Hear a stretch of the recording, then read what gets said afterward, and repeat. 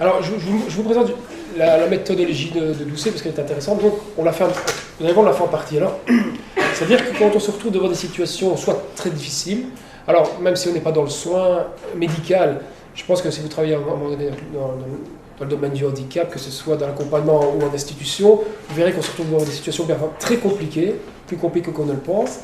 Hubert Ducet dit, ben voilà, ce qu'il faut faire d'abord en première étape en équipe, c'est décrire la situation, nommer l'impasse, et quelle est la question qui se pose derrière. Et parfois, ça prend déjà beaucoup de temps, là.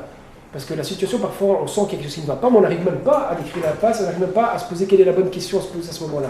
Et donc, on prend déjà un temps, justement, à débattre en équipe, en se disant, mais tiens, voilà, cette situation, elle nous ennuie, il y a quelque chose qui est une demande de difficulté, on la nomme, on essaie de se poser, ben, à quelle question on va essayer de répondre ici. Hein.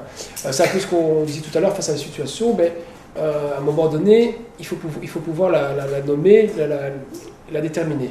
Le point 2, il nous dit, ben, une fois que vous avez fait ça, c'est ce qu'on a fait un peu tout à l'heure, non, oui, c'est ce qu'on a fait tout à l'heure, ouais, c'est ça, envisagez au minimum 3 solutions possibles, minimum. Je vous expliquer tout à l'heure pourquoi. Si on reste qu'à une seule solution, ben, c'est celui qui a proposé la solution, ben, le débat éthique ne sert à rien, il ne peut même pas se mettre en place, non pas qu'il ne sert à rien, il ne peut pas se mettre en place. Si vous avez 2 solutions, mais c'est un dilemme, on n'est pas vraiment encore dans la réflexion, il faut au minimum trouver 3 solutions. Une fois que ces 3 solutions-là sont identifiées, une étape que j'ai sautée parce que, comme on ne connaît pas la situation, on était dans la fiction, c'est dire à chaque solution, c'est se poser sur est-ce qu'il y a des risques? Est-ce que si je prends cette solution-là ou cette solution-là, A, B, C ou D, ou E, quels sont les risques?